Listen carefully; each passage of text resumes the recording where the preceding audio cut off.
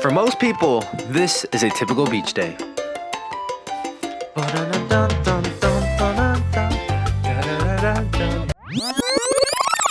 But for us, Alaskans, this is our beach day. She's so expensive.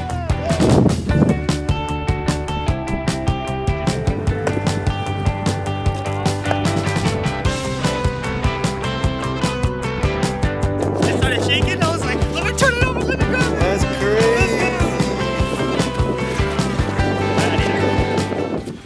Welcome guys, my name is James, and if you're new here, I travel, I create content. I'm still kind of figuring out my niche. So if you like this video, at the very end, please subscribe, like the comment, or like the video, post a comment. So this past weekend, I just got back from dipnetting in Alaska. I kind of wanted to just film this entire weekend just to showcase like what dipnetting is in Alaska. It's not something everyone gets to do, and it's strictly here in Alaska. As residents of Alaskans, it's basically where you take a big ass net and go to the river or go to the ocean and just kind of wait, walk, and just see if a fish walks into our salmon. And yeah, this weekend was crazy. I've been to multiple dip netting sessions and I've never seen runs like this, because this year has been some good fish salmon runs. We're catching majority reds, and we went to a place called Kasilof Beach, and it's on the Upper Cook Inlet Peninsula. There's two things you need in order to dip net. One is a fishing license, and two is a permit. The fishing license, I believe, costs about $25, and the permit to do dip netting is completely free. You just need to fill it out. And make sure, we've got fined before for not filling it out right after we catch the fish. Before leaving the premise, so make sure you do that, or else you might get anywhere from like a $300 to $500 fine. So definitely go ahead and do that. We get there, it's like a 3.5 hour drive from Anchorage. We get to the beach, super sandy. Overall, gorgeous overcast, so you're not getting sunburnt. It's perfect beaching day in Alaska. It takes us about like 45 minutes to get set up. There's tents, there's barbecues, there's grills. I drove with my best friend Mark and his girlfriend Zoe, the chef out here, cooking delicious food for us all weekend long. First on the menu was tacos. We were starving, long drive. It started shaking. I was like, let me turn it over, let me grab it. That's crazy. As soon as we're done eating, Mark jumps into the water just because we're seeing fish jump out of the water. It's absolutely insane. I've never seen anything like it. As soon as he gets in, it's crazy. He gets one, like literally just goes in the water, feels it, comes out, there's already one in his net. And Mark, what's your strategy going in? You know, going in, just gotta have an open mindset, eyes closed, game face on. That's all you gotta do. You know, I really learned from this guy. Game face on. That's all you gotta do. And the family besides us, it's insane. I got there and there's a mound of just dead fish. And I'm like, so I asked them like, how long did it take? They were only there for an hour and they caught 135. So basically in Alaska, for dip netting, you're allowed 25 for the head of the household.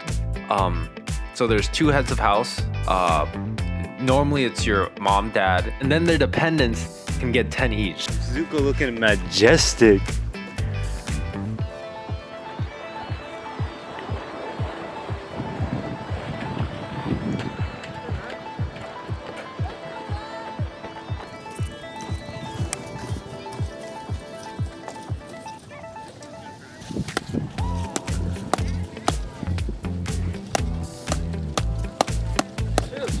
How did it feel after your first catch? I mean, you know, it's a hard day out here, but we made it happen. Right now, after 10 bro. fishes. Game time, man, game time. I feel good. I'll try to get back in. Whoever needs to sub out, let me know. That's crazy. Eden, how do you feel? I feel accomplished. Look at him. How much do you think he weighs? Put it down in the comments.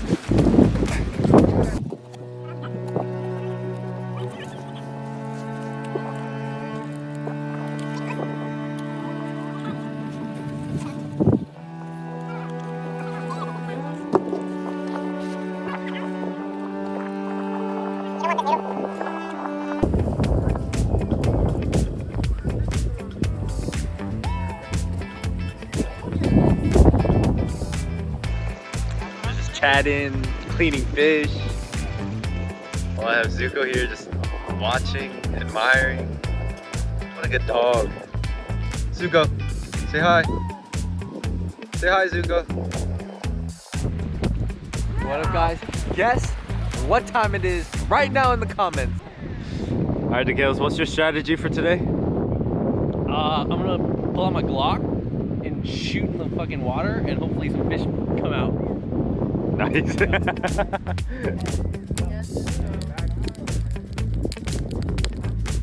Okay, and right here, this is what I was talking about. Earlier, when the tide was low and the water was far out there, to make their lives easier to transport fish back up to the beach, they brought their truck out there. Normally, people would bring like sleds or like four-wheelers out there, but never a truck. So I don't know what this truck was doing, but this truck was way in there and it got stuck in like the mud, and then the waves were starting to come back because it was soon going to be high tide, and it was out there. They're trying to get it out for like an hour and a half, and then I think they said screw it, and then they called up this military truck thing, and then they pulled it somewhat out of there, and literally the last minute. But I don't think the ignition would start, so I think there definitely is some water damage, and salt water is terrible for your car. So hopefully the car is doing well, but I kind of doubt it. This is a very expensive trip for this guy, and my heart goes out to him. The craziest thing was happening was while this car was getting out, this couple next to us was getting this huge argument. There was this drunk lady on top of this Jeep, and this guy was like, "Hey, you're too drunk to drive. Get off the roof of the Jeep."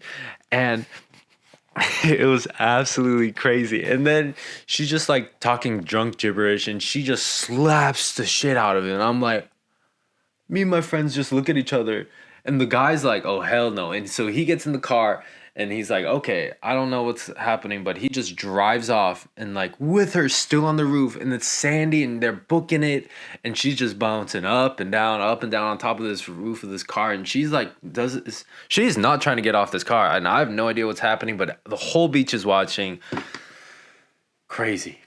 Have you seen that TikTok of the girl that can't stop twerking? No.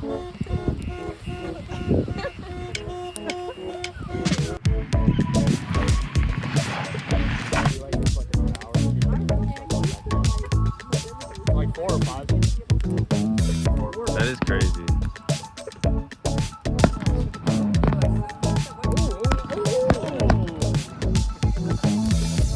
And you think that's it, but no, the process continues. We ended up packing up the next day. The next morning, a couple more friends came, but they got their limit immediately. So we all went home. We're all super tired. We get there super late in the day. So we ice the fish into the coolers, and then we wait for the next day, and we have kind of like a processing party. And here's that footage of that.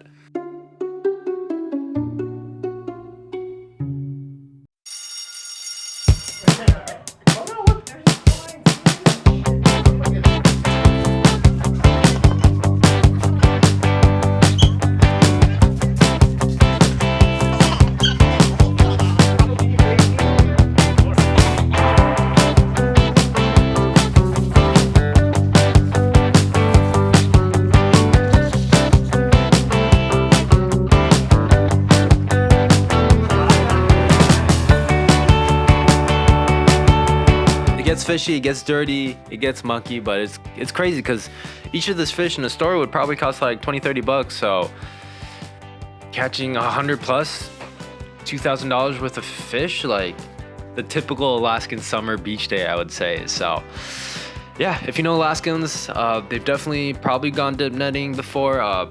It's a weird, satisfying feeling just catching the fish, and also like having multiple fish in the nets and having to haul them out. It's not something everyone gets to do, so I thought I'd kind of showcase this. This is kind of where I'm gonna end the video, and yeah, I appreciate you watching. If you learned something out of it, please subscribe. I want to do more content like this while I'm traveling or while I'm just living in Alaska. And yeah, if you liked it, give it a like. If you loved it, give me a sub. If you have questions, leave it in the comment. And yeah, bye guys.